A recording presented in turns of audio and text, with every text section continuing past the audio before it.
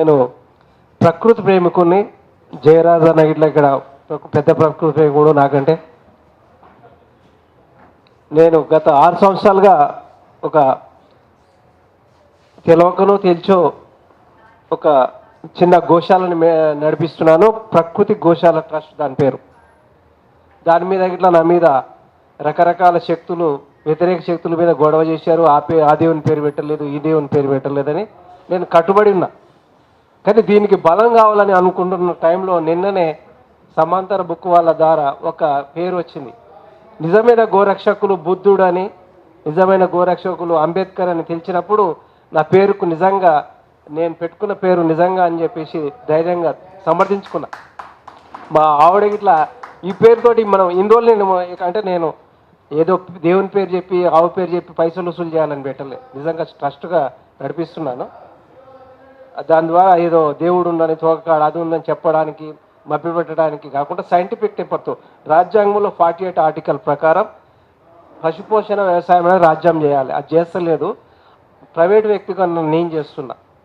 51A ప్రకారం 51A ప్రకారం అన్ని రకాల జంతువులని సమానంగా చూడాలని నా గోశాలలో అన్ని రకాల జంతువులు ఉంటాయి. అన్ని రకాల జంతువులు సమానంగా చూస్తా. ఆ విధంగా రాజ్యాంగాన్ని రక్షించాలనే ఉద్దేశంలో చేస్తున్న ఒక పని అని చెప్పి నేను నమ్ముకుంటున్నా. ఇంకొకటి, కత్తి పద్మరావు గారిని చూస్తే ఒక బ్రాహ్మణుడు కనపడతాడు, ఒక దళితుడు కనపడతాడు, ఒక బీసీ కనపడతాడు, అన్ని రకాల వ్యక్తులు కనపడతారు కత్తి పద్మరావు అన్న ఆయన ఒక ఉపన్యాసాలలో.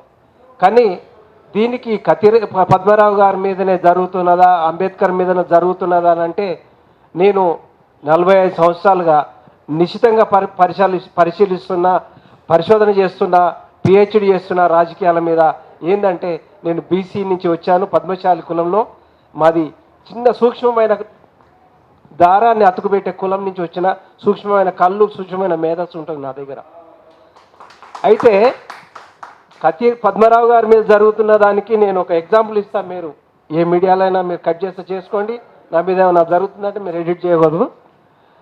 మీరు 2019 ఎలక్షన్ ముందల ఒక ఆయుధాలు తీసిర్రు. ఇప్పుడు ఉన్న అధికారంలో ఉన్న కేంద్రంలో ఉన్న పార్టీ ఏంటంటే అభినందన్ వర్ధమాన్ అనే ఒక ఆయుధాన్ని తీశారు, పుల్వామా అనే ఒక ఆయుధాన్ని తీశారు, సైనికుల మీద దాడులు అనేది ఒక ఆయుధం తీశారు, బేర్ గిల్ అనే ఒక జియోగ్రఫీ ఛానల్లో ఉండే ఆయనను తీసి ఆయన ఒక ఆయుధాన్ని తీసి వాళ్ళు 2019 ఎలక్షన్లో గెలిచారు. ఇప్పుడు మళ్ళీ 2024 ఎలక్షన్ల కోసం జరుగుతున్న సూక్ష్మమైనది. నేను ఇదే పనిగా దొంగలు పట్టుకునే క్యారెక్టర్ నాది. దొంగలు పట్టుకునే క్యారెక్టర్లో నేను నిశ్చితంగా ఆలోచిస్తున్నా. నేను ఉన్న ఖబర్దార్ 2023 అక్టోబర్ 23 నేను ప్రజాస్వామ్య రక్షించాలని ప్రజా వేదికగా బయటకు వచ్చి ప్రజా సంఘాల తిరుగుతున్నా. పాశమని యాదగిరి కోసం వచ్చిన ఈరోజు యాక్చువల్గా.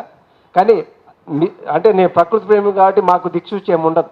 మామూలుగా మేము అనుకున్న పని కోసం ముందర పోతున్నప్పుడు ఇక్కడ మనకు ఈ యొక్క మీటింగ్ అనేది మాస్టర్జీ ద్వారా ఈరోజు రావడం జరిగింది. ఇది నాకు సంతోషం అయిపోతుంది నేను ఈ యొక్క మీటింగ్లో పాల్గొనడం అనేది. అయితే ఇది ప్రజాస్వామ్యం మీద దాడి చేయడానికి, ప్రజాస్వామ్యంలో ఉన్న అత్యధికమైన రాజ్యాంగాన్ని చదవకుండా ఉండడానికి, మనం దాని దగ్గర పోకుండా చేయడానికి, మనకు ఉన్న హక్కులు కానీ విధులు కానీ తెలుసుకోకుండా చేయడానికి చేస్తున్న యొక్క కుట్రపూరితమైనదే. కానీ ఇది రాజకీయమైన కుట్రనే కాక అదే అనుకుంటున్నా తప్ప పద్మరావు గారి మీదనో లేకపోతే ఎవరి మీద జరుగుతున్న ఉద్యమం ఇది వ్యతిరేకం కాదు. ఈ ఎలక్షన్ల తర్వాత సమస్తుంది. వేరే రకమైన మళ్ళీ ప్లాన్ వేయడానికి వాళ్ళు అది అంటే మనం అంటే మీడియాలో చెప్తాం ఏది చేయాలన్నా, కానీ వాళ్ళు ఆర్ఎస్ఎస్ కేంద్రంగా ఏది చెప్పనియరు. వాళ్ళు ఒక యాక్షన్ కనపడుతుంది, రియాక్షన్ కనపడుతుంది.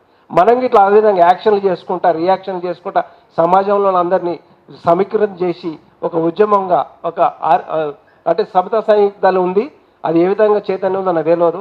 ఆ విధంగా చైతన్యం చేసుకుంటా మనలో కూడా ఒక త్యాగం చేసేవాళ్ళు ఫుల్ టైమర్స్ ఎవరు ఉండో నాకు తెలియదు. ఇంట్లో ఫుల్ టైమర్స్ కావాలి. ఏ విధమైన దాడులు జరిగినా ఫుల్ టైమర్ వచ్చి నిలబడే వ్యక్తులు కావాలి. ఆ విధమైన వ్యక్తులు నిర్మించాలని, ఈ విధంగా నిర్మించడం ద్వారానే దళితులు కానీ బీసీలను కానీ ఎవరినైనా రక్షించుకోగలుగుతామని, కవులను రక్షించుకోగలుగుతామని, ఈ యొక్క రాజ్యాంగం రక్షించుకోవాలని నేను కోరుకుంటున్నాను. Thank you.